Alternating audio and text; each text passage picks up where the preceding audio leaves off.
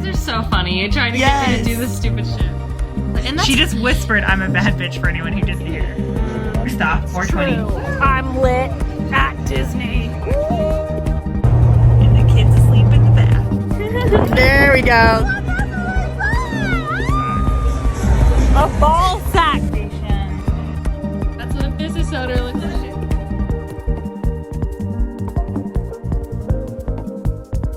Hi, everybody, and welcome back to Tattoo Homewreckers. My name is Callista, and this is my best friend Lou dancing right next to me. Dancing Lou. But if they're listening, they can't hear me dancing. Well, dance. How do you make dancing noises? Dance. You just have to dance. Yeah, tap dancing. That requires noise. Oh, yeah. Yeah. I did that for a little bit. Maybe it's the energy. Maybe people who are listening could tell that you were dancing. Oh. You know? They're driving in their cars being I bet she's dancing. I bet Lou's fucking dancing right now. Exactly. Okay, we're going to start first. I guess. No, I want to make a merch announcement. Okay. And then we'll do agendas. Yeah. If you're watching on YouTube, you're like, oh, I see the tops of glasses there. Mm-hmm. We just spent all day making merch. Dude. So now we have glasses that have us as Barbies and our custom artwork on it. Yes. So rad. Yeah. So if you hear this before the 18th of January, come to our Goodbye Barbie party. Mm-hmm. Our grand closing. I really like that title for it, by the way. Grand closing is pretty funny. Yeah. I think that's hilarious. No one's made a comment on it. I'm kind of thinking it's grand closing and then the little colon. Uh-huh. Barbies go down under. Barbies go down. That's really funny. Because I was I think that's really technically, even though when you say someone's gone down under, they think about either obviously down under their pants, but they tend to think about Australia. Mm-hmm. But technically, Caboose and I did look it up, or more accurately, I asked Caboose and he looked it up. Mm-hmm. So it kind of counts as both of us.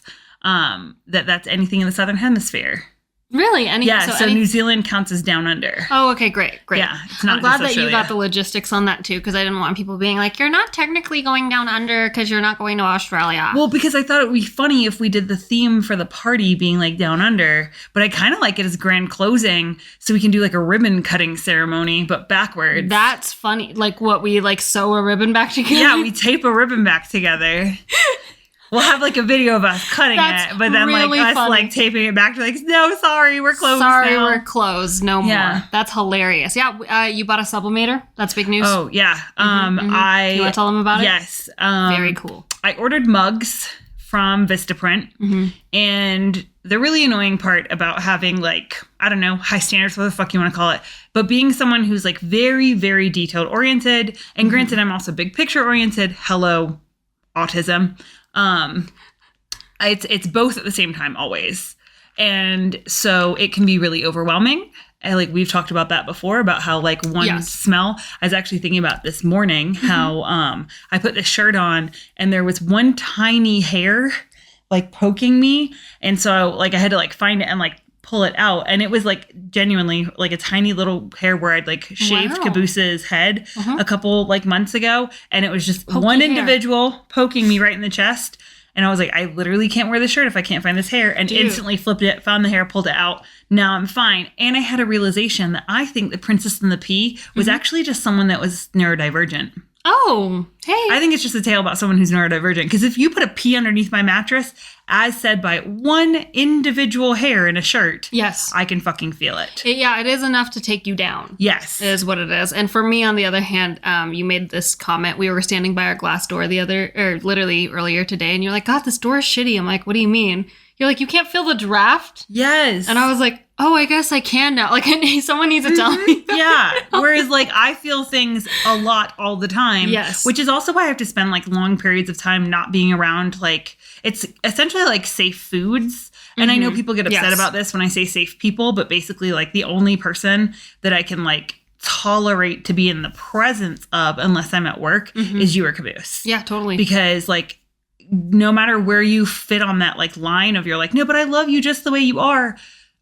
there's still a certain level of like people expect stuff from me. There's a certain level of spoons that I'm spending. Yeah, because like even if you're like, no, I love you wholly, like you probably, if you haven't lived with me for numerous years, you don't know me wholly, which means that like yesterday I came down the stairs and was just like, I'm on my period and I'm going through fucking menopause, so it's real bad right now. And I had already cried like 3 times that day. And then I was like, and I'm angry and I just wanted to fight you. And then you were like, what do you want to fight about? Like ready to go. And then I started to cry again. It was so sad. And then like you'd ask like a perfectly normal question. And then I'd snap at you and then I'd start to cry because I snapped at you. And then I was like, you're fine. You warned me. But then you said you're fine. And then that made me cry because I just felt like loved.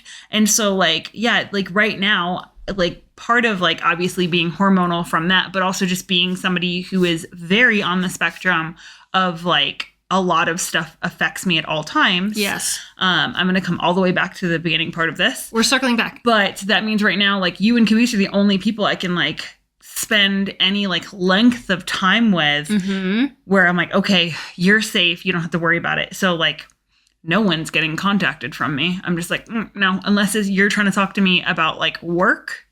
I'm trying to like enjoy these last little bits of just like wholly sitting in the shop of like people, you know, just being happy about, you know, the merch because we're posting it on social media.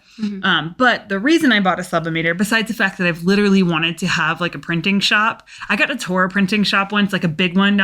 I've been to like the old school printing shops, which are also fascinating. Like I learned about how newspapers were made. I learned about printing press, all that kind of stuff. I got to see like a proper printing business.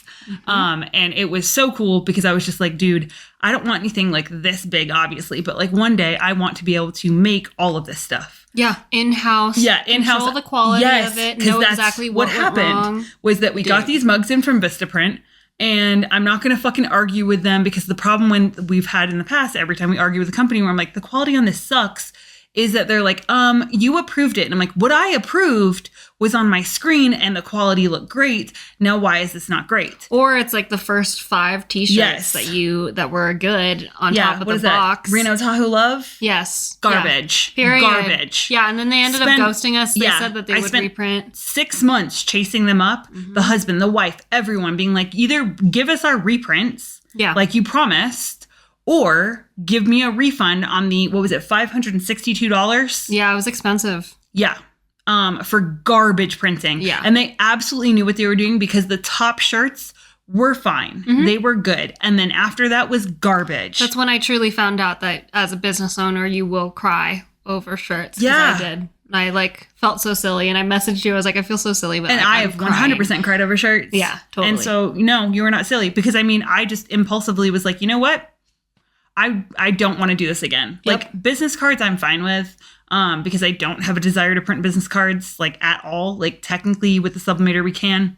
Zero desire. Don't want to do that. I'll do that like out of house for like large numbers of stickers. Cool. I have companies I can trust for that. We'll find new companies, hopefully local ones in New Zealand that are better than the local ones here in Reno. Yes, I'm throwing shade. I haven't had a single printing company here that I'm like, wow, I love this.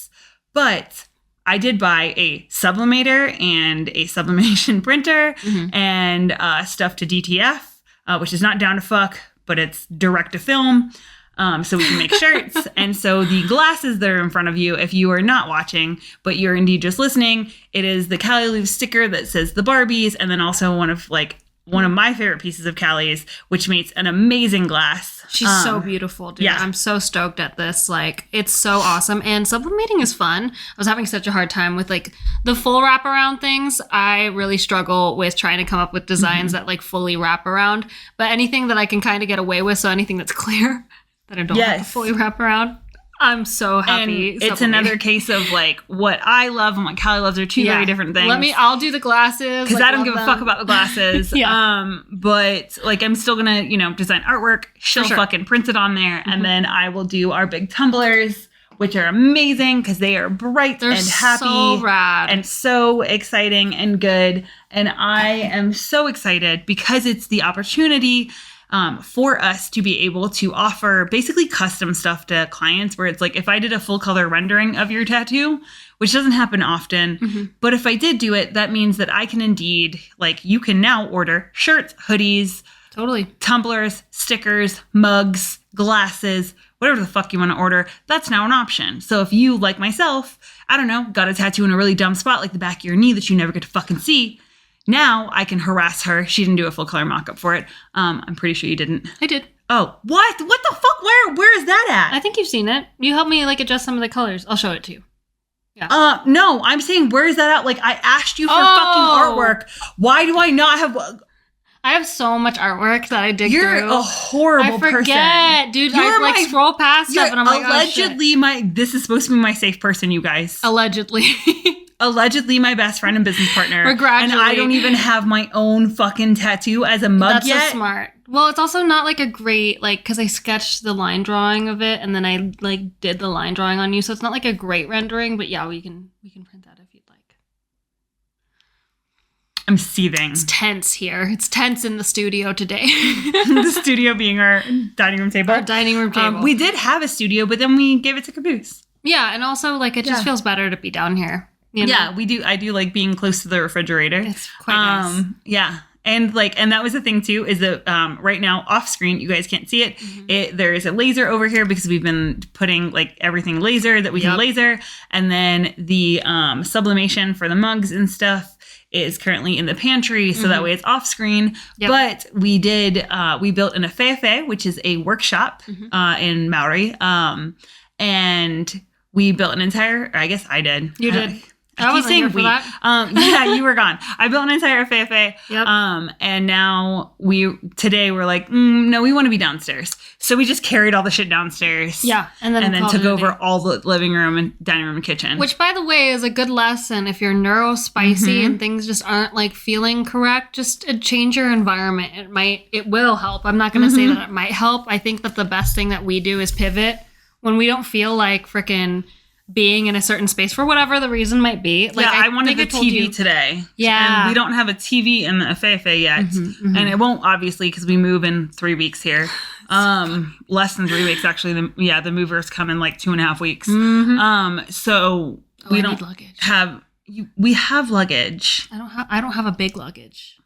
Okay. You guys have a big luggage. You can just put it in a box. Do you remember this conversation? Yes.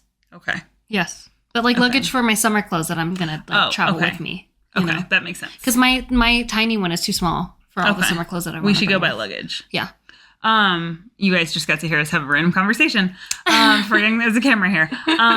Yeah. So we moved downstairs because, like you said, like the vibes upstairs were great last night, but there's not a TV in there. And I was like, I want the TV to play. So while I'm waiting on stuff, I can watch White Lotus. Yeah, exactly. Which is such a good pick, by the way. Such a good pick for all the mugs and glasses and tumblers that we made today. It's amazing.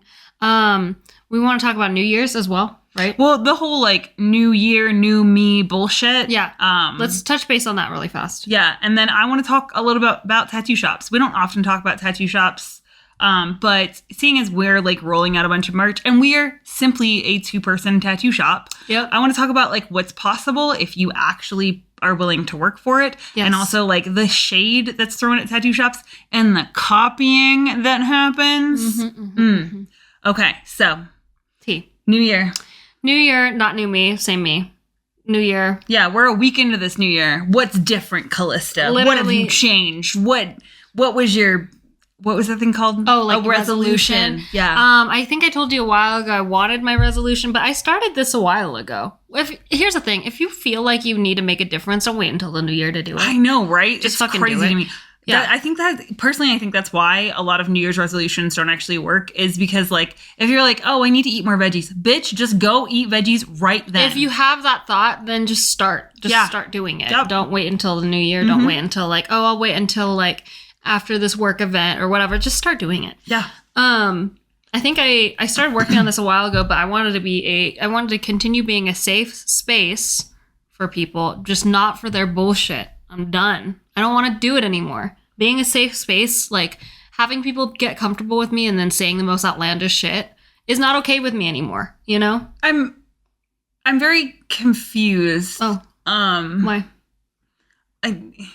this is going to sound really rude. Just say it. I just don't understand how that makes sense. How can you want to be a safe space? Like, I don't think that's like a, oh my God, I'm going to sound like such a cunt. Just bear with me. You guys. We're waiting. Y'all, I'm on this journey with you. So I think that's like I don't think that's a resolution. That's not anything. Oh, I meant like the resolution is I'm not being a safe space for people's bullshit. Okay, because you said that your resolution was okay. So I think I am a safe space. Yeah, I was gonna say it. Sorry. And also, I don't think you get to decide if you're a safe space or not. True.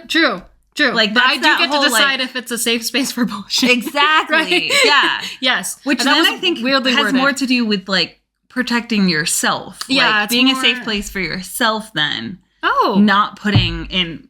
No, that was my glass. Oh, okay. Everyone just watched my cat like reflexes and I turned like I was like, did my glass just shatter everywhere? Yeah, it's being a safe space for yourself for like little baby Callie to not put up with garbage. Wow, that's crazy. What a wonderful reframe. Oh, thanks. I was really scared that sounded really offensive. No, why would that sound offensive? I was like, that doesn't make sense in my brain. Oh, no. I mean, it was kind of weirdly worded, but because you're right, that technically isn't a resolution. You're just like, what? That would be for other people. Mm-hmm. Yeah, exactly. So yeah, I guess it'd be more of like the boundaries of like I don't want to do that, and or if someone says something to me that I think is rude, then I'm gonna finally speak up. Yes, like the things that I have in my head. This happens a lot where like you and my therapist are like, okay, so you thought that when they said that, did you say it though? And I'm like, no. And they're like, why? Just say it. Just fucking say it. If someone says something outlandish to you and your first reaction is, that's a little bit weird to ask, just fucking say it.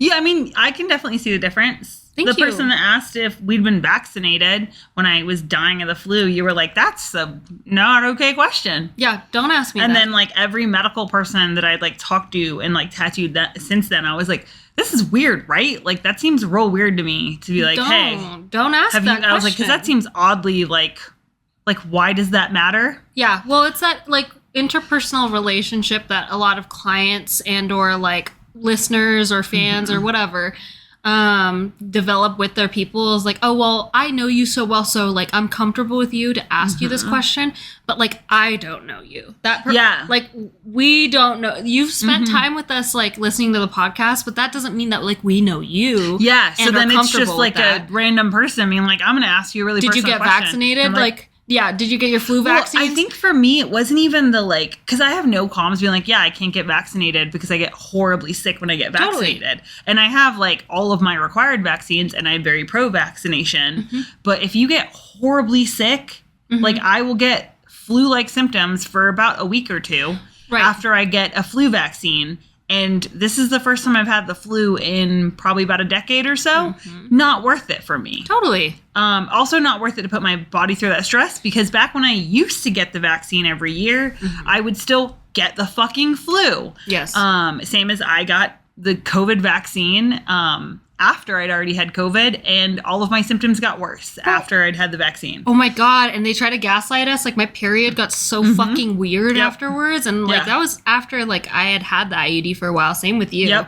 And like I was like, dude, I've never been like a cramper, but now I cramp during my and like now I'm bleeding again. Like this is like fucking weird. And doctors were like, no, it's fine. And then they're like, that's not how vaccinations work. Turns out. Turns out I did do some shit. A couple years later, they said, oh, people with IUDs, that can happen to them. And you're like, how and why, you guys? That's what we fucking said would happen or what was happening. Oh, totally. And none of y'all believed us. Yeah, and you didn't believe us. Crazy. So like, I think for me, it was the like, why are you asking? Because I did have a client that was like, hey, like that's like asking someone who they voted for. And I'm like, I'm totally comfortable with that conversation.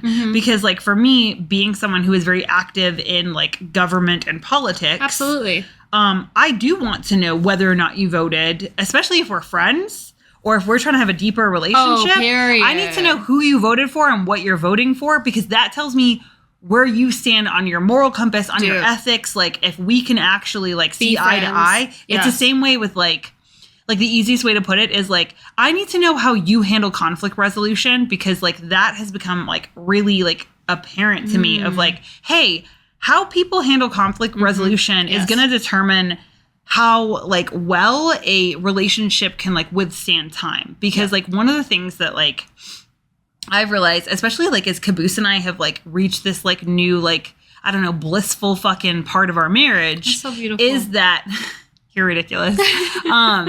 Is that like we had very different styles of conflict resolution for, you know, we've been together now it's coming up on 18 years for a really long fucking time. Yep. And so like that caused a ton of tension.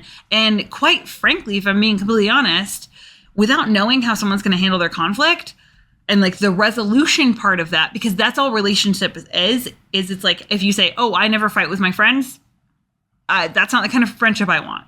Because like you and I bicker. Oh, for sure. We go back and forth. You got snarky earlier when granted, you guys, I was not the most polite when I said, I don't like the way that looks on a mug that she made. And then I was like, well, shit, I don't know how else to do it then. Yeah. And then she got rightfully upset because, and like mine was a pure autistic moment where I did not realize in that moment that was actually quite rude and I had to like take time to reflect. But like I was telling Caboose about it, I was like, yeah, like, you know, we had a little fucking, and that was the extent of it. Cause I was like, okay, well, I'm not trying to like make it a thing. And you're like, I'm not either. And I'm like, okay, neither one of us trying to make it a thing. Yeah. You don't like the continuous. I like the continuous. So Yes. you work on the stuff that's not continuous. I work on the stuff that is. And like, we're still able to talk about it, joke about it, laugh about the fact that I'm like, that was not well said on my side. Well, yeah, me being like, damn, my brain just doesn't work like this. And that, like, it was defeating in that moment, but then being like, oh, but these glasses. Yeah, exactly. And like my brain can't do the fucking glasses to save my goddamn life. I'm vibing with the glasses. So when you were like, I love the glasses, I'm like, thank God, because I don't enjoy doing the glasses. We got plenty of them. Yeah, we got plenty of them, and we got tumblers. Yeah. So it's about that like resolution part, and I think that that's what I realized through like this last like year and 6 months really was like, hey, how people resolve conflict is really fucking important. And once again, quite frankly, it took us almost 18 years of being together to like finally find like where conflict resolution can be done in a healthy way. I don't want to do that all over again.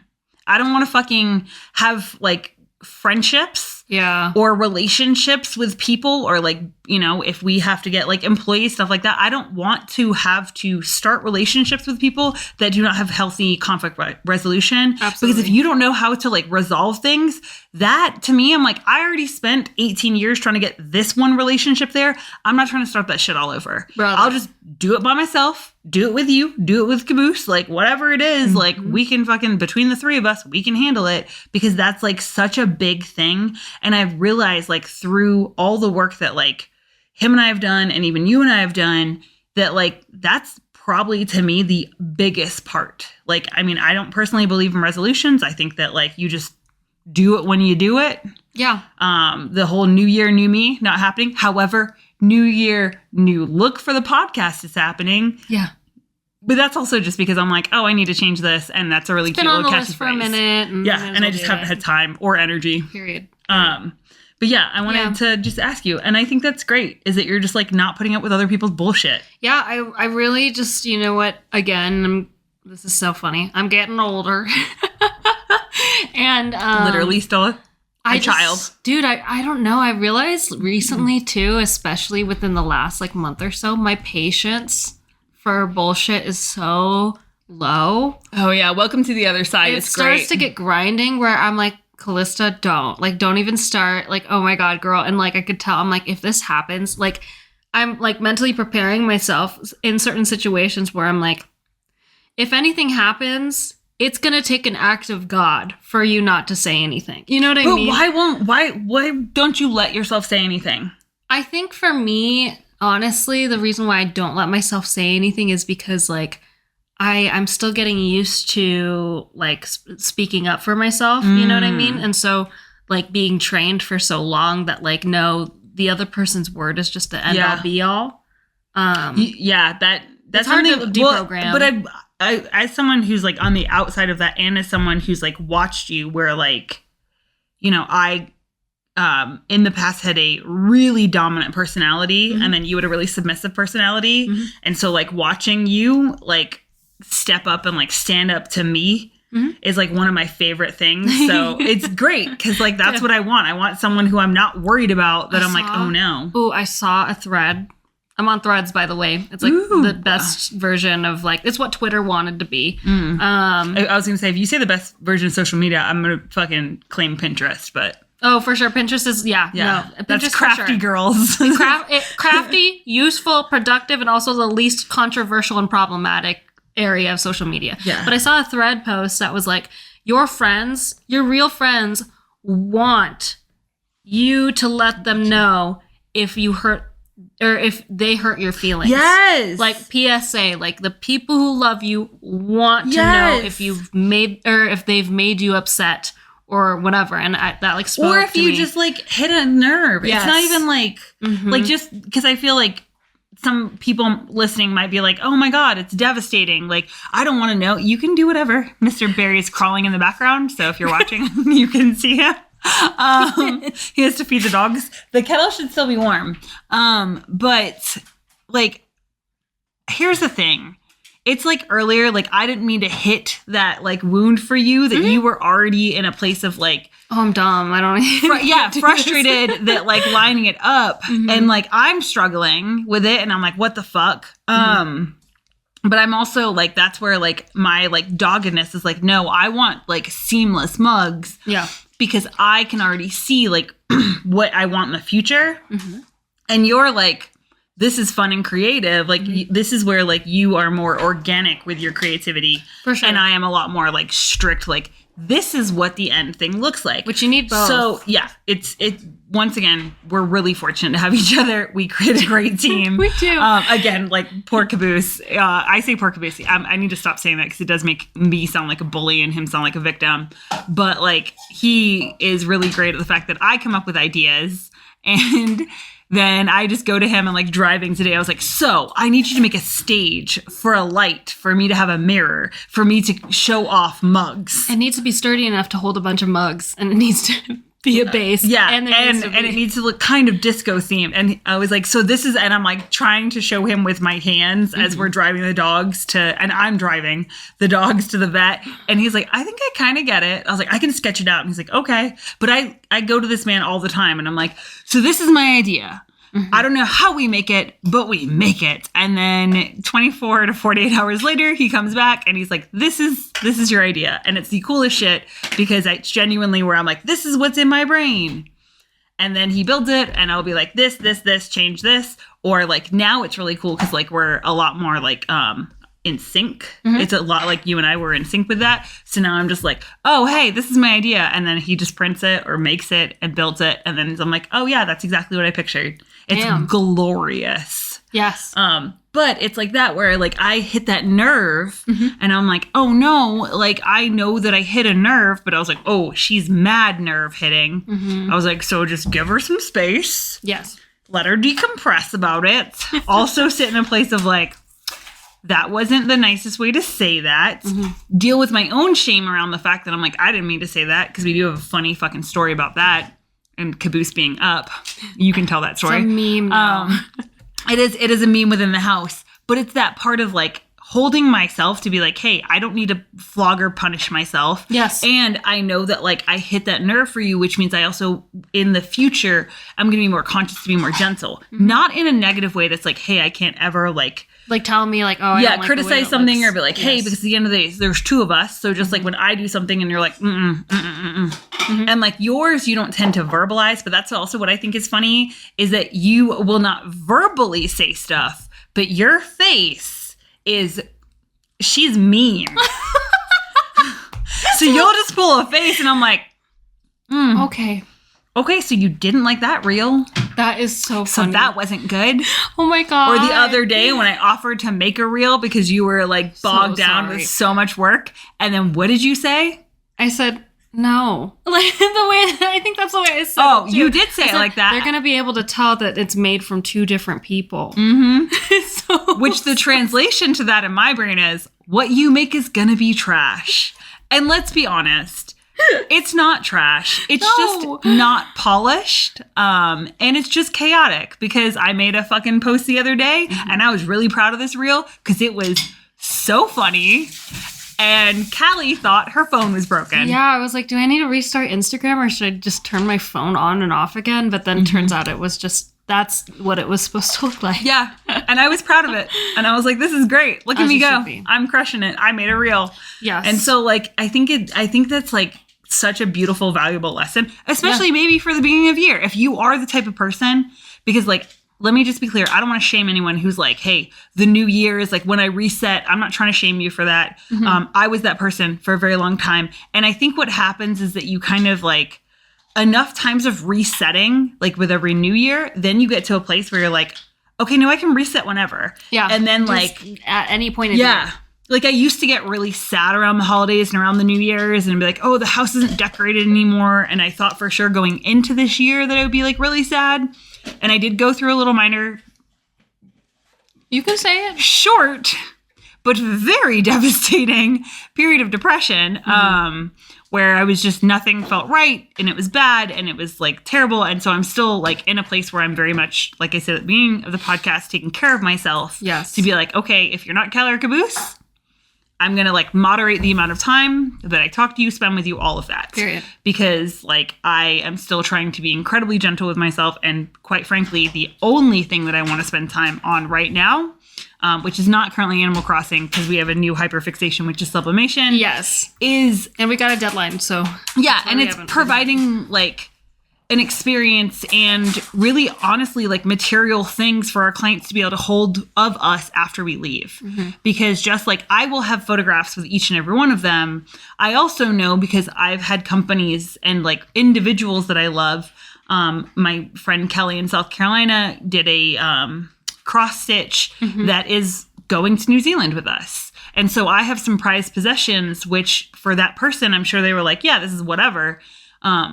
So I want to give that to people. And so right now, like, unless you're like in the business or you're Callie or Caboose, and it just so happens that the two people in the business are Callie and Caboose, I'm not talking to shit. Yeah, totally. And that's the thing. And that's a huge like point of growth for you as well, as someone who used to like just throw themselves down. I was really bad about that. Yeah, you like really just wanted to be of service all the time to people, and to finally be like, you know what, like, I don't have that kind of spoons, and that's okay. And I'm not going to make myself do it. Fuck that. That's huge. Well, I think that's what, I don't think I've talked about on here. That was my biggest realization with that like bout of depression was that nothing is real.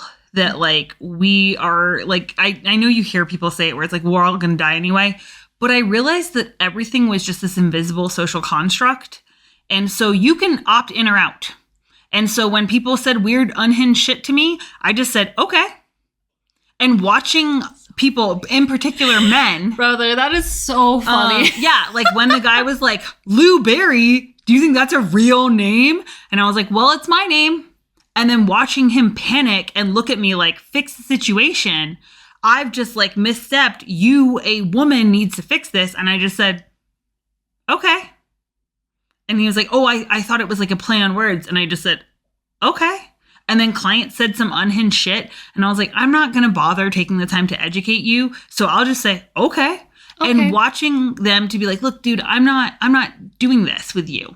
It made me really realize that I was like, if this is all an invisible social construct, I don't have to write you back. If I'm not in a place where I need to respond to messages, I don't have to. No. Because it's an invisible agreement that we have with each other. And like the way that I was explained to one of my clients is that it's this invisible agreement that when you decide to commit with an appointment for me and you said, yes, I'm going to get this tattoo from you, there is this invisible contract. And for me, it's that you're going to hopefully sit well, but it's that you're going to pay me for my time.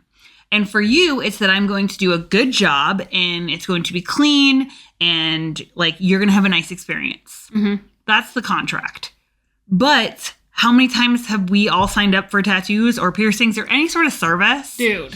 Where that was the contract and then that person did a shit job on a tattoo or you felt unsafe or you were like, what the fuck? This Uber driver just pulled out a knife. Like that's the thing is which that like really happened, by the way. But anyways. it's in a way back episode. It's our episode where we go to Chicago for New Year's. So it's like 2 years ago. But I can't believe I remember that. That's impressive. But I realized that I was like, I don't need to do this because like the only people, and like if you listen to this and you're offended, that's your own shit to deal with again. But the only people who I've actually signed a lifelong commitment to, invisible contract wise, not my family, not anyone else, except for you. Well, I guess my dad, because he's the tits. Yeah. But like, again, I can opt out of that contract. You and I can opt out of our contract. Period. Caboose and I can opt out at any point in time because we've sat down and said, hey, this is like the clear cut of like what our contract looks like.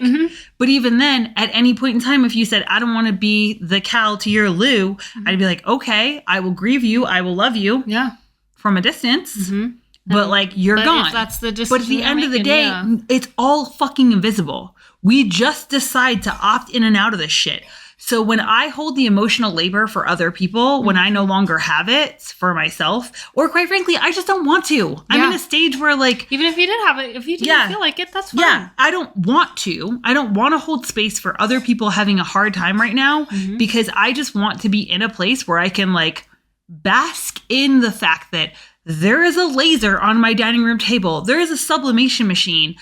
I, as an artist, can put my art on glasses and mugs that people can fucking like have on their shelf. And that like for someone, this will become their favorite mug. And like, how great is that every time they reach in their thing, they're like, oh my gosh, I hope they're doing well in New Zealand. Oh, let me go check social media. Like, or they're like, man, I remember when I got this mug 10 years ago. I can't believe that like it's still there. Or it's like our Death Valley mug that like you're attached to that fucking mug that Caboose and I picked up in Death Valley. The whole thing's been washed off. Like there's gone. It's gone. You can barely see a silhouette of it, but it has this like emotional connection with this object. And like, that's all I want to do is to be able to provide that for my clients. And when I don't want to provide that, I don't have to because I like had that epiphany that I was like, none of it's fucking real anyway. Yeah. So like, who fucking cares? So why am I like slaving and stressing and worrying and basically expending all of this energy that's like hurting myself on something that doesn't like actually exist? No. It like doesn't, because at the end of the day, if I don't want to respond, I'm just not responding anymore. Truly. And because I'm like, if I don't have the energy or because I just don't want to. And that's the thing that like that coming out of someone who looks like a woman and was raised as a woman is this insane idea that people are like, well, that's rude. Okay, think I'm rude. Because you know what? At the end of the day, your opinion of me does not actually matter. Yeah, it turns out we're all gonna die. Yeah, and it turns out my opinion of you does not matter. Yeah, totally. Like, none of it fucking matters. So, like, if you listen to this podcast and you're like, I fucking hate you, awesome. Stop listening. If we have become your comfort voice, because, like, I understand that now to a whole different level, that, like, I am no longer particularly interested in American politics because soon that will not be my problem. But I do have a couple people whose voices are like comfort to me. Yep. So therefore, I'm going to continue to listen to it. And if I'm being completely honest, and it's great because like the commentator, Tim Miller, talks about it quite a bit. It's the Bulwark podcast, by the way. It's great. I highly recommend it. Especially if you're living in the States, you need to be informed. Your government's going to fuck you over. Yeah. Because let me state it. I don't think a single fucking millionaire is listening to us. So if you're not a fucking millionaire or a billionaire, get in fucking involved. But he's become my comfort. So for the last like week or two, when I listen to him, I'm not listening like for information anymore. I'm just listening what I imagine you guys are, which is just to hear a voice that you're like, hey, I know that. It makes me comfortable. I'll tune in and out. I'll hear some bits that are funny. I'll hear some stuff that's like relevant. Some stuff that's serious. Maybe some stuff that'll make me cry. But either way, it's like my comfort people are definitely like a tether for me when I'm feeling like overwhelmed or just like I just need like a little bit of dopamine. Yeah. That's how I feel too. Yeah. Yes. Well, that's 100%. What Brittany Broski is. 1,000%. That's my girl. Yeah. I fucking love Brittany Broski. And I love watching Brittany Broski with you because we just spend the entire time laughing. Yeah. She truly is the best. Yeah. Queen Broski. Hail Broski Nation. Oh my fucking God. But okay, back to did you have anything to add on the Nothing's Real? Yes. I am personally struggling with like I'm able to start the whole like, okay, yeah, I'm not going to respond, but I still like have these lingering worries of like how I made that person feel. I wonder if that's ever gonna go away, or if like I'm always afraid of like their emotions being like a punishment. That's because you've been conditioned when you were raised as a woman.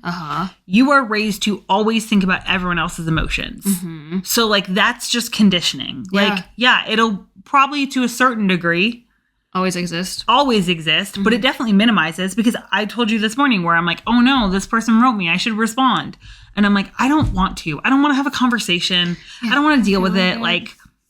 And, like, the people that I'm, like chill with, I can, like, come and go, and there's no punishment. There's no, like, there's no retribution. There's nothing. Mm-hmm. And, like, my favorite relationships are ones in which, like, you know, we message every once in a while. Ebb and flow, dude. We just fucking, like, you know, we go and we have game night, and then we don't talk for weeks on end. And then every time we have game night, I'm like, what time is it? I forgot again. And there's no like punishment. There's none of that. And so it is that like it definitely gets easier, but I think it's the more you practice it gets easier. Okay, cool. I figured it's like, it's kind of like CrossFit. Yeah. You know, it's not that it hurts any less. It's just that you get used to it. Yeah. Cause I'm definitely even just like doing it for the last like month or so, mm-hmm. Is just being like, and I mean, it didn't start intentional, but then it's like become something that like, I'm like, yeah, dude, if I don't want to fucking write you back, I'm not going to write you back. Totally. It's not even that I don't have the spoons, because I don't want that to continue to be the narrative. It's like, oh, well, you just can't. No, it's that I don't want to. Oh my God. And it's literally, I saw this post too, where it's like a relatively new thing that if somebody messages you, you have to message them right back. Whereas like back in the day, someone would write a letter or like leave a voicemail and wait days or even weeks before you came back home. And like I still operate on that. I would do so much better. I loved a pen pal situation. Bro, just because you messaged me doesn't mean that I need to talk to you. And the great part about a pen pal, like I'm really hoping that like Hedge will be my pen pal when we move to New Zealand. The great part about a pen pal is that like the issue that I have with this like respond back immediately is it was that pressure. And don't get me wrong, I fell right into that. I also fell onto the other side of like expecting Caboose to be at like my beck and call if I sent him a message to just respond. And so I fell into that. But now I'm like, no, I don't want that. Like, because like if I'm busy, or if I'm just like, I mean, you saw she was in the car. I thought I left my phone at home the other day. And you just drove off. I was like, I wasn't going to look for it.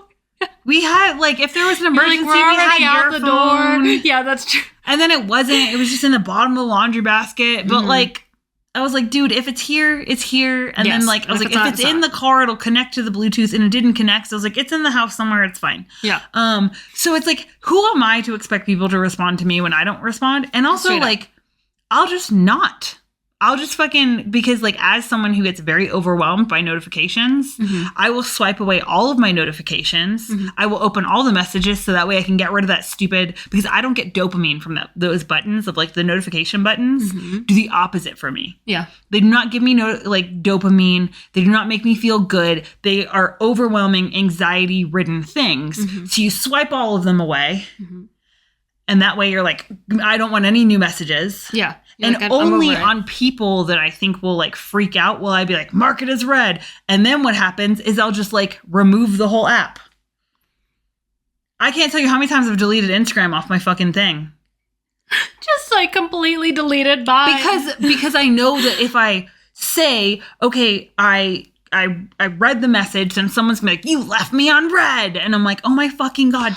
Can I go back to the place? Why is that such a big deal? Of like letter writing where like me and like one of my childhood friends, we lived in different towns, but like we spent all of our time together, but we'd still write letters back and forth. Dude. And it was great because the point that I was also getting at was that back when you wrote letters, and I understand that I sound like I'm from the 1800s, it's fine.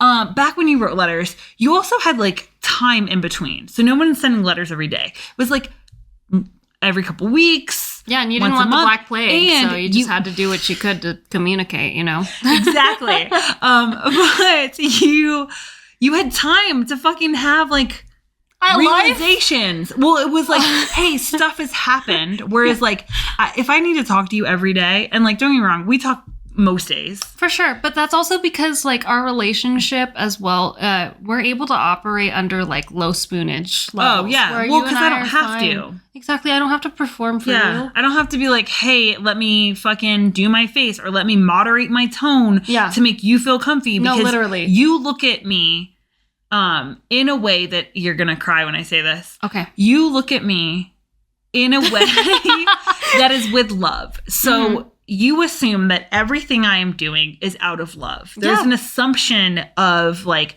I'm not trying to hurt you. I'm not trying to harm you. I'm not trying to disrespect you. That's trust. That dude. like, and that's the thing is that like, that is not common because to come full fucking circle, most people cannot do conflict resolution. No. Which means if you can't do that, you build up resentment. And that's the biggest issue that I've had with previous relationships. And if I'm being completely honest, our relationship in the past and compared to my relationship in the past. For sure. But we've all done enough like work individually. Because I want to be real clear. Like I guess maybe this is like my new year, new me bullshit podcast. It's not. But like I'm no longer doing the emotional labor for other people to get the fuck up to speed. Period. Like that's that part of you we don't saying, have to subject ourselves to that anymore. Yeah, like I'm going to fucking watch people from afar on social media, laugh at their fucking shit, which will bring us to tattoo artists in just a second.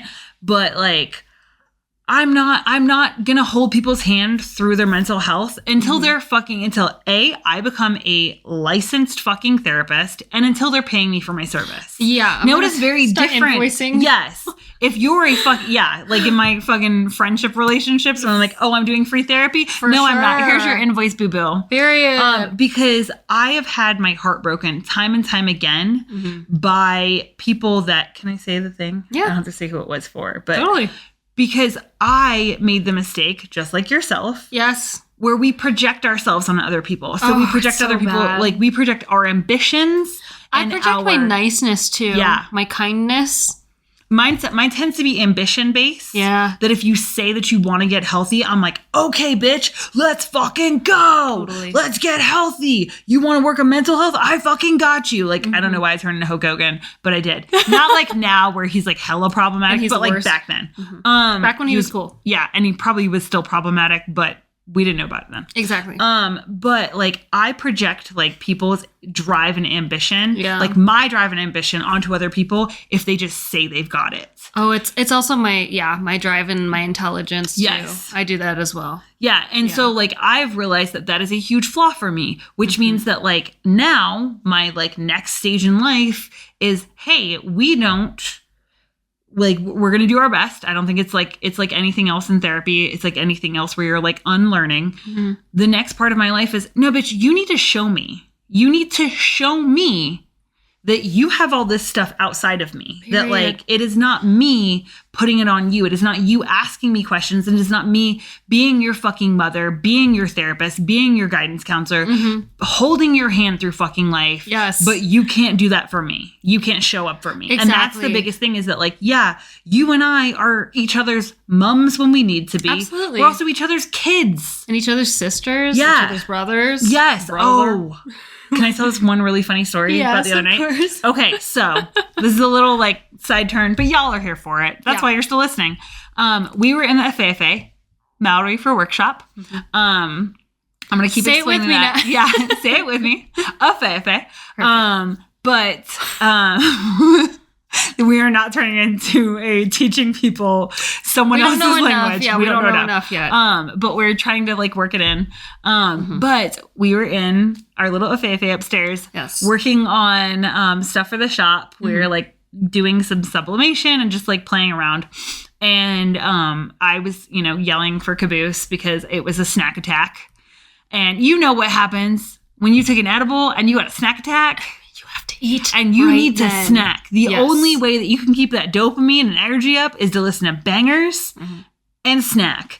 And I'm not good at like making my own snack bowl like at all because I mostly just don't like touching food. That's part of my like autism thing is that like touching food, if I'm not in the exact correct place, I have to do the minimal amount of like touching it because if I have to see how it's made, it's like why I can't sit next to a kitchen. If I'm seeing how it's made, I'm not going to be able to eat it.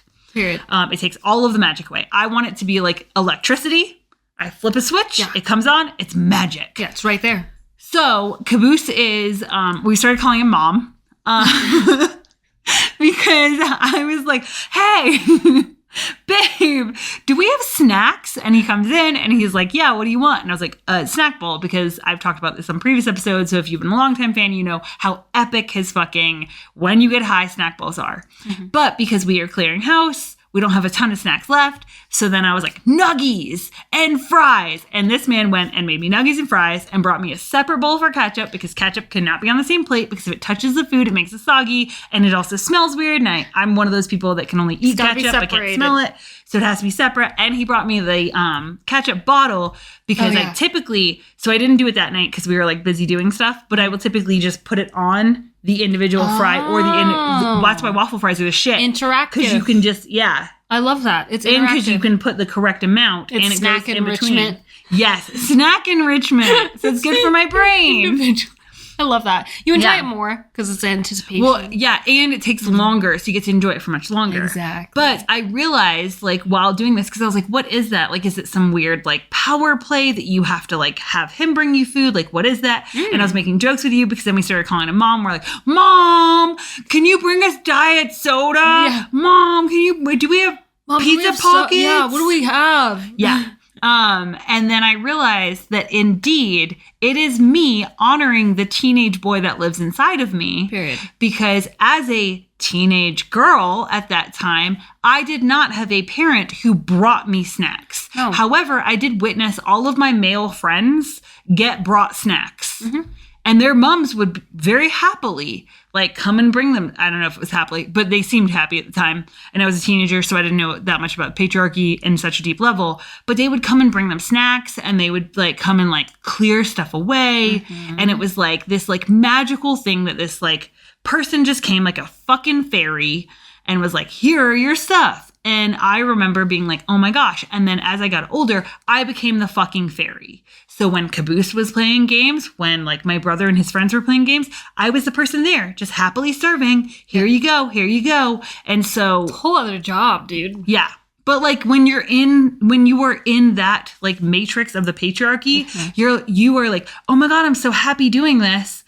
And then I realized when Caboose was doing that for me, it is me genuinely honoring, because like, no, I'm not playing video games, but now he does also bring stuff when I play video games. Mm-hmm. But like when he serves me, it is like me honoring, especially when we get to call him Mom and he's such a good sport about it. Mm-hmm.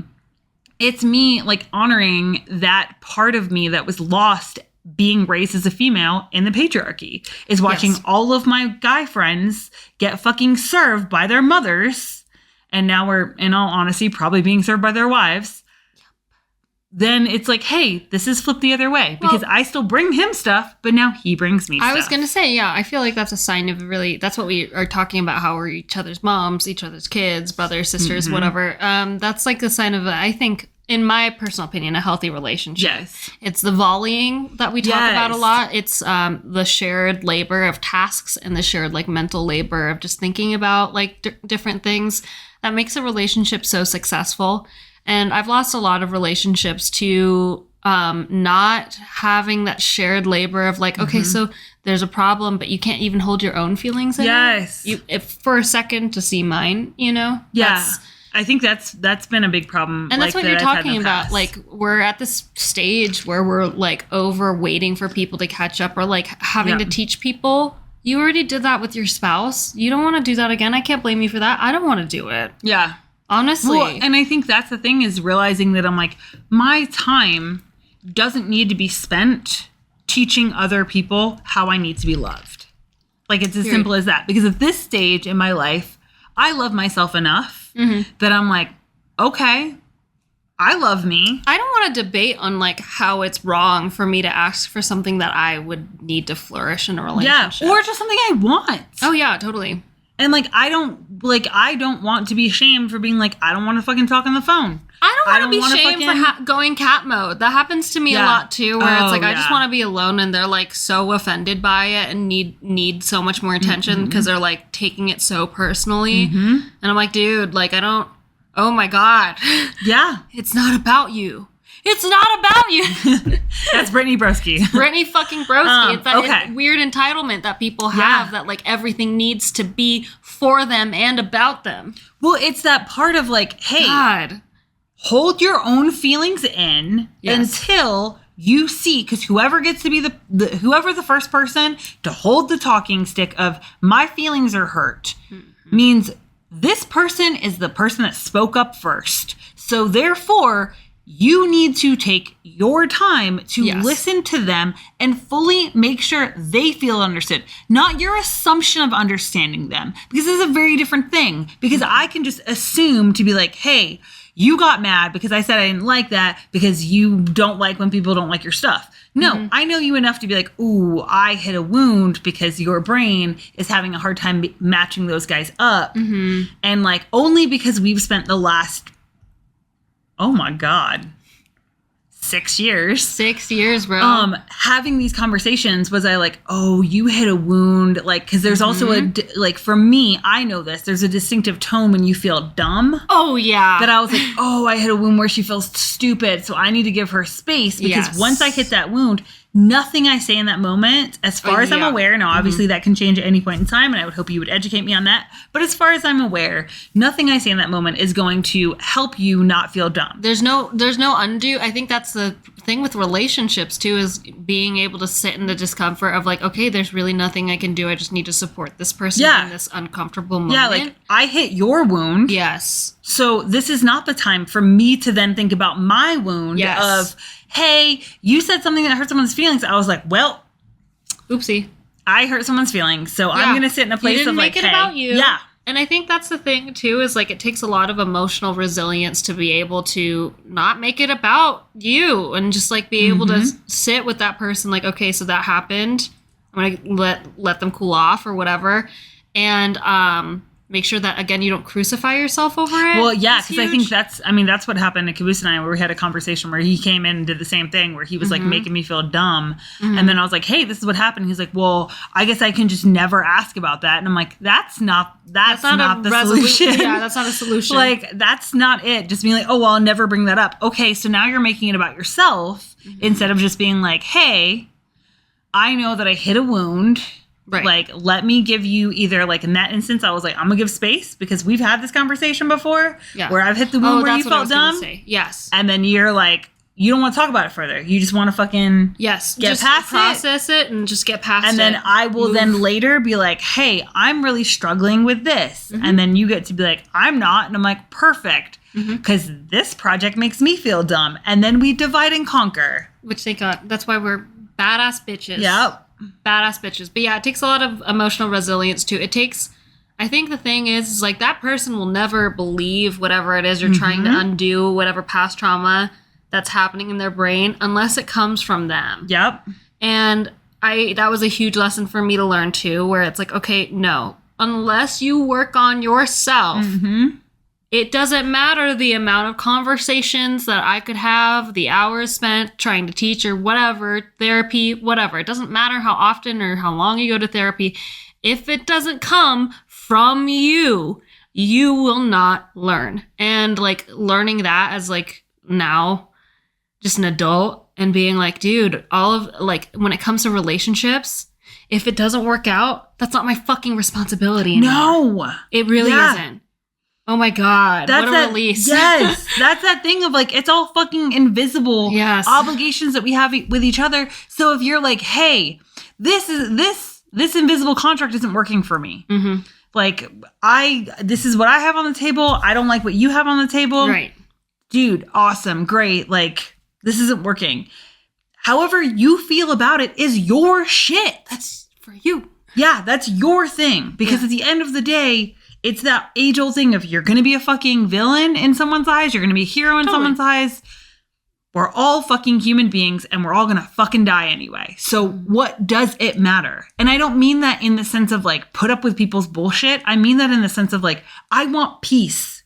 Yeah. I want people that can just show up and be like, hey, I'm going to assume you always act in love because that's how I go about life. Mm-hmm. Now, I understand the problem with that is that, like, I've put that love onto other people, like that assumption that people are acting out of love. Totally. And then it takes that same thing with the ambition where I'm like, yeah, they said they want to fucking do this, so let's do this thing. Right. And then the moment I fucking skirt out of it, like, I'll just use the example of the amount of my friends that have been avidly into fitness when we are, like, friends and then do not go to gyms anymore when we are not, is because I understand that there's a part of me that is just a push that says, hey, let's go to the gym, let's go to the gym, let's go to the gym. And they feel good. But that change never happened within themselves. Yeah. So your friends can introduce, or any relationship, but I think friendship's the most important relationship.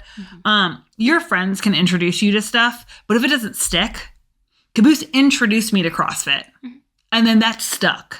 That stayed with me forever. Somebody introduced him to, like, nerdy laser shit.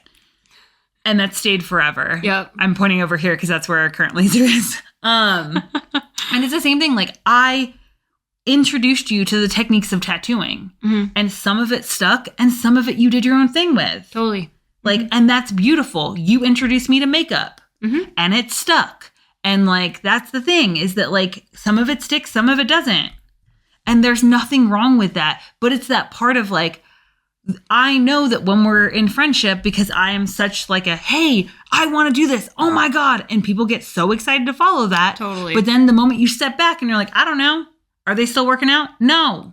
Yeah. And I need people in my life that have enough similar interests that can do it self-motivated and do not need me to always be the person pushing. Yeah. I don't want to be a leader. I genuinely don't. I just want to do me. And if that means making 32 custom fucking mugs, perfect. That's great. If that looks like doing a marathon just so I can fucking make fun of people that do marathons, because I think they take it into not a full marathon. Those people are impressive. But a half marathon, you take it too seriously. Yeah. Calm down. A lot of people do it. I don't understand. But I can't personally, like, make fun of that until I've actually done it. Because otherwise, I'm a fucking hypocrite.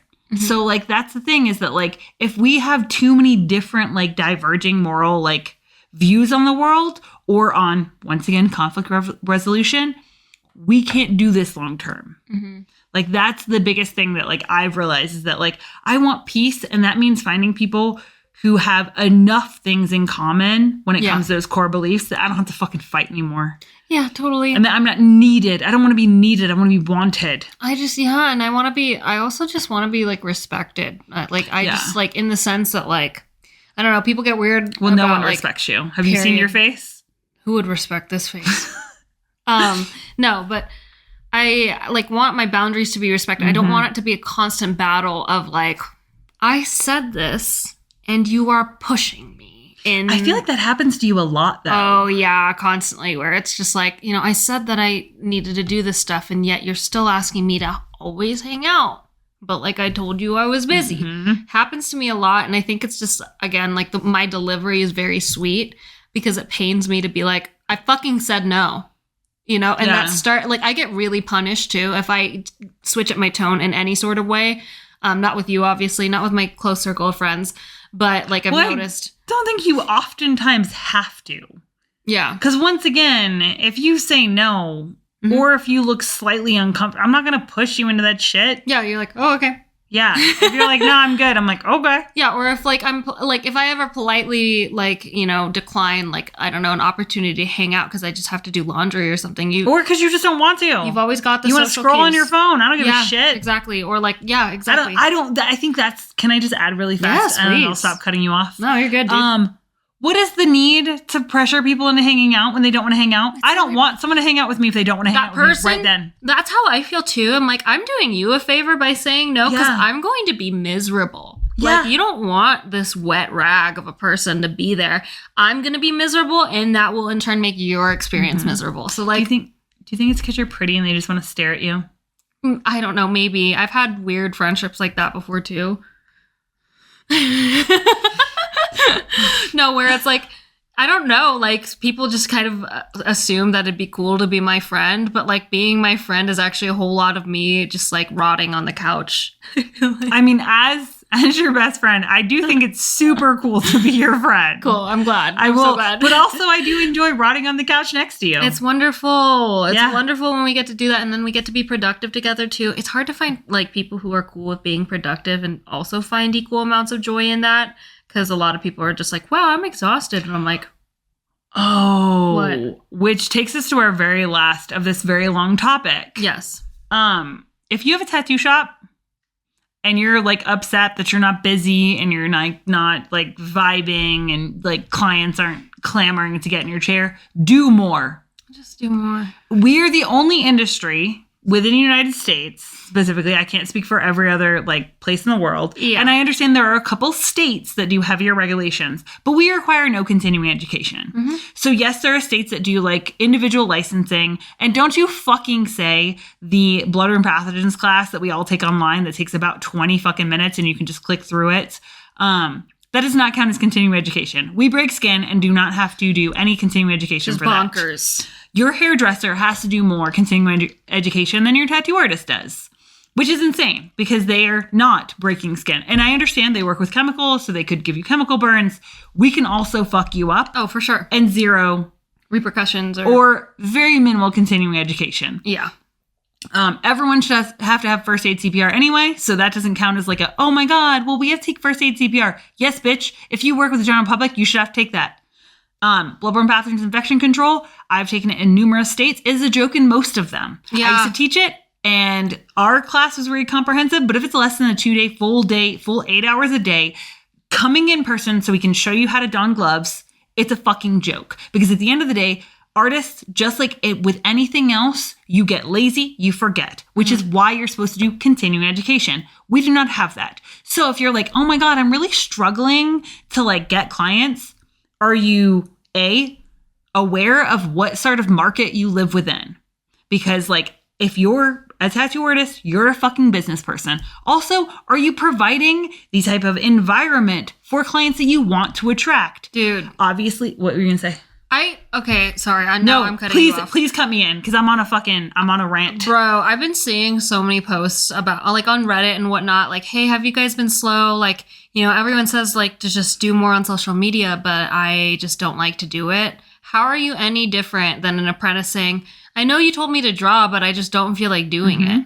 Like, I'm sorry. It's just part of the fucking job now. And I'm going to counter that slightly. Yes, please do. If you don't want to do social media, you still have to advertise. Yeah. As an artist who's been in the industry for over 20 fucking years now, I started apprenticing when I was 16 years old. Mm-hmm. And I started literally in a shed in the backyard of someone's house. That's where I started learning. I didn't do my first tattoo until I was legally able to do a tattoo because I was, I don't know, a fucking narc wannabe. Like, I mean, obviously not a narc because I didn't give up my fucking mentor, but I was very rule abiding. I still am. There's a reason why we pay our taxes. There's a reason why we fucking do everything have insurance above board. Because I definitely am still a rule follower and I feel good and safe in that. Mm-hmm. But if you don't want to do social media, fine. Get out in your community. Yeah. Like, go out and get engaged. Yeah. Like, hand out stickers. Yes. Be like, hey, I like your tattoo. Here's a sticker with your fucking handle on it. Because you cannot expect everyone to just come, like, to you. You and like expect that, like, because is my social media game great? No, it's not. I'm not good at it. I don't particularly enjoy it. If I'm going to be completely honest, if I wasn't a tattoo artist, I don't 100% know that I would have social media. I don't know if I'd do it anymore. You know what I mean? Like, if I wasn't a tattoo artist, I don't know. It's just a lot. I would probably be like Caboose and post every couple years. I love editing videos. And that's the thing. It's like, if you don't want to do it, hire somebody. Yeah. And if you don't have the budget to hire someone, go face to face. Figure out how you want to attract your clients. Because like, even now when we talk about New Zealand, because like a lot of what we've looked at where we're at, people are not chronically online. A lot of the companies that we're looking at do not even have websites. And coming from the States, that's kind of weird because like we're chronically online. For sure. But that means that like for me, I'm like, okay, cool. I want to like get out in the community because if you are not a chronically online person, finding us on social media is not going to do shit for you, which means I want to go out. And also I work best face to face. There's a reason why Pride is one of our favorite days of the year. And it's just because we get to be face to face with clients. It's why we love conventions, face to face. So therefore, if we work best face to face, it's why we like doing events at the shop. Is because face-to-face allows you to build that genuine connection with your clients. Dude. So whatever your fucking reasoning, say it. This industry is not for the weak. You need to be accountable for what you're doing and how you're making money and how you're bringing clients in. The market isn't the same. And it'll always be changing. Like from me being an apprentice to me now, social media has completely changed for tattooing. It's like such a huge shift. People can respond to that energy. They know when you didn't try. They know when you're not trying on your posts. They know, they can sense your unenthusiasm about things. At least you're authentic and fun.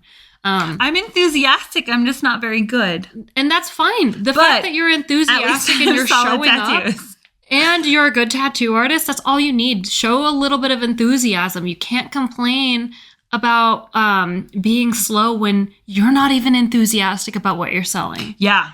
That's really hard for clients. They sense it. They know. They can feel the energy in your posts. So again, I don't know, it's the lack of accountability, I think. Like you can't always blame other people that you're slow. And you can't always blame the economy because like, oh my God, that's always an excuse. I've lived through many, many years of tattooing. I didn't even make a post this year because we were so fucking busy. Oh my God, about for your my tattoo 15th tattoo anniversary. So I've been tattooing now for 15 years, for over 15 years. And I have been through a recession. I've been through moves and I've started all over a couple times. And yeah, it's a little bit slow when you start all over, but that's that part of like, get out, give stuff away. It is that age old shitty saying that we all hate, that it takes money to make money. And if you're like, hey bitch, I don't have money to order stickers. I'm sorry. What did we do when I first started out here? And I was once again starting all over and we were paying rent in Reno and a mortgage in South Carolina because the housing market sucked and our realtor was genuine trash. Horrible. I remember Tesla's that was so not stressful good for you. at finding fucking realtors. You were so stressed. Yeah. We were rupturing money we did not have. But when I didn't have the money to buy stickers, so what did we do? I fucking printed them and we cut them out ourselves the night before a convention. I mean, shit, we technically like don't have money to custom order stuff right now. So what are we doing? We decided make it ourselves. Yeah. We made it ourselves and they're arguably, not even arguably, they're so much better. Yeah. That's so much the thing better. Is that you can make stuff yourself. Yeah. If you're just buying a couple beads or just go to the fucking charity shop, find shit you can repurpose and give things away. Yeah. Not because you're like skeezy, like, oh, here's a free pen, which FYI, I have dope ass pens right now and I'm so excited. But it's also that thing of like, I'm excited about my pens. My clients will be excited about my pens because I'm excited about my pens. We love our keychains because they're unhinged and they say ridiculous shit like hot gays hit curbs. A wee bit cunty. A wee bit cunty.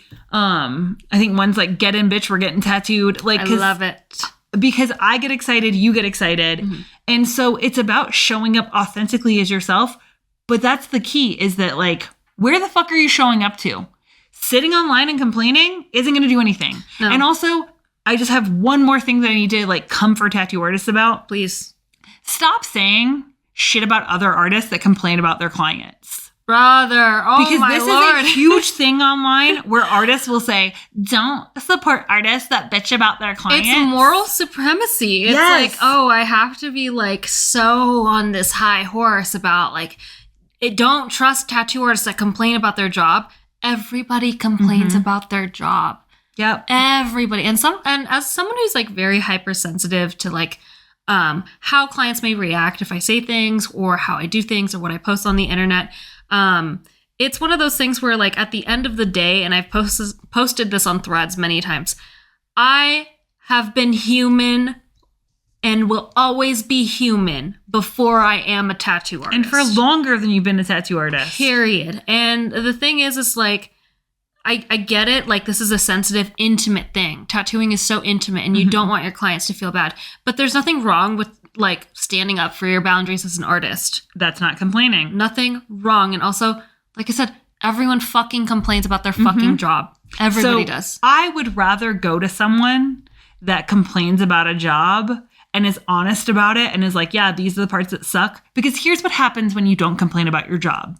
When you don't complain about like your hours, you don't complain about like the work conditions, the person who is in charge wins. Oppressors win. Yeah, when the you person don't who complain, benefits the most from you not complaining when wins. you don't complain about shitty clients who violate your boundaries or who are incessantly rude for you, shitty clients win. So at the end of the day, can we stop with this moral supremacy that happens within our industry of like, hey, don't go to artists that complain. First off, stop telling people who to go to. Stop telling people what to do. That's their shit.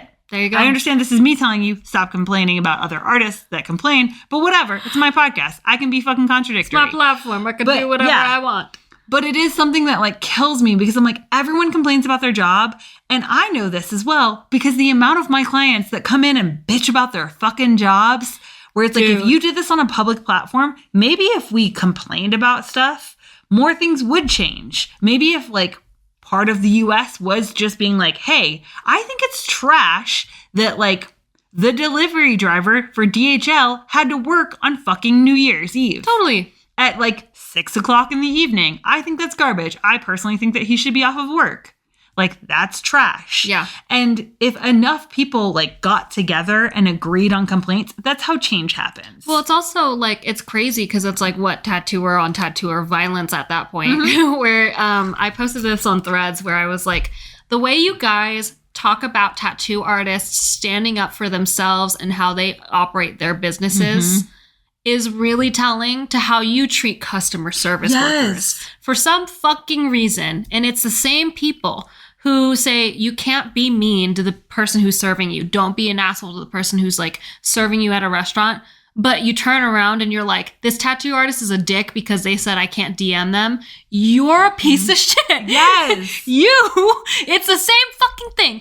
You're being mean to your server. You're being mean to your tattoo artist because what? You're the client and you're entitled and you expect everything to work the way that you want it to? No, And I think there's like this weird like thing that's happening in the industry where it's like, okay, how can I prove that I am a rug for these people? Yes. I am going to be trampled on, but like I will get this small, non-existent trophy for being the best doormat tattooer in town because I never complain and I let people do whatever the fuck they want. I don't complain in public, but the moment that client leaves, I'm going to trash them. Whereas I personally would rather just be like, you're not the correct client for me. I believe there's another client. There's another artist out there that you are going to get like along with perfectly well, but I am not the correct person for you. And I would rather set my boundaries of I don't like people that show up early because again, being neurodivergent, I suffer from like greetings and salutations. Yeah. And I don't know what to say with you or for you or to you or whatever if you walk in early, except for you're early and then it's awkward for you. And before it was awkward for me, but now I'm like, well, I mean, I'm stating a fact. You are early and I don't know how to deal with that because... And we remind you at minimum 3 different times not to come in early. Not to make people feel bad is not why I say it, but because like I had an extra 3 minutes and that's how long it takes me to eat my food. So now I don't get to eat my food. Yeah, so or that's how long it takes me to go pee. And now I can't eat in front of other people. That's a real weird experience for me because I think about eating kind of like sex. Well, also think about how weird it would be if like I checked you in and I'm eating a salad while I'm handing you your paperwork. That's fucking weird, you guys. Like and that's the thing is like there's this weird thing that happens too on the consumer side where it's like, okay, so I'll respect servers in restaurants, right? But when it's one tattoo artist and they're operating their business as an artist and they are one person, by the way. This person is the only person that can give me this kind of tattoo because nobody else, they can try to replicate their tattoos. It will not turn out the same. This is their business, right? For some reason, because it's one person standing up for themselves, it's like, oh, that tattoo artist is an asshole. No. But if you think about it, it's because servers complained about shitty clients. and like shitty fucking. Oh my God. Yeah, which is why we became aware of shitty customers. Yes, we became to not aware. treat servers like shit. Exactly. That Because is not they complained the about it. server's fault if they're out of something. Yeah. They just work here. It's But not it's- their fucking fault. I'm not going to be a dick about it. But if servers had never complained about it, Right. we would not know that, because I am not rude to servers personally, because I think it's not nice to be just rude to people because they like are working. I'm usually like, dude, this sucks for you. I'm not at work. You're at work. That sucks. There's a tinge of classism there too. Oh, there's not a tinge. It's a huge amount of cool, classism. cool. Yeah. But for me, I also see the person giving me my food, you're basically God. Because as someone who doesn't like to feed themselves, when you provide me food, if you're the Uber Eats delivery driver, Thank you. yes, you are a biblical fucking master in my mind. That I'm like, I love you so much because you were the person that prevented me from having to go and touch all these foods that have different textures and different smells. Thank you for and not are letting me starve good. that day. And also, like, I can't know how much sugar or oil this has in it because then I'll be doing the calculations in my head. So thank you so much for providing me with food that will hopefully make me feel good. And if it doesn't, that's also not your fault. And it's also not the cook's fault. Nope. Because, like, again, we made this invisible contract together. And if you didn't hold up your end of the deal, that's okay because I didn't know what the invisible contract meant to you. There we go. So, like, that's it. Damn. Yeah.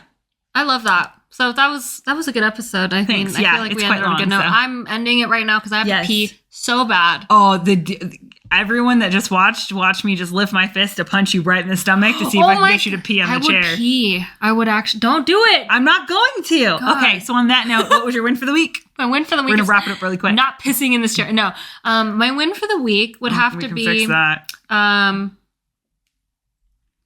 this glass. That's it.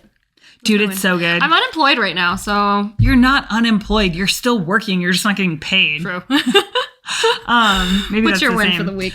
My win is recording a podcast. We were going to talk about ADHD hacks. Yes. But instead, I just wanted to go on a rant about random stuff. And it feels really good. And I think that's the fucking equivalent of an ADHD hack. It's just letting yourself talk about the shit you want to talk about. Organic. Yeah. We'll come up with the actual episode. It's a really good one, you guys. And that will be part of it. Is, again, just move with the flow. If your brain feels like doing something else, succumb. Just let it do it.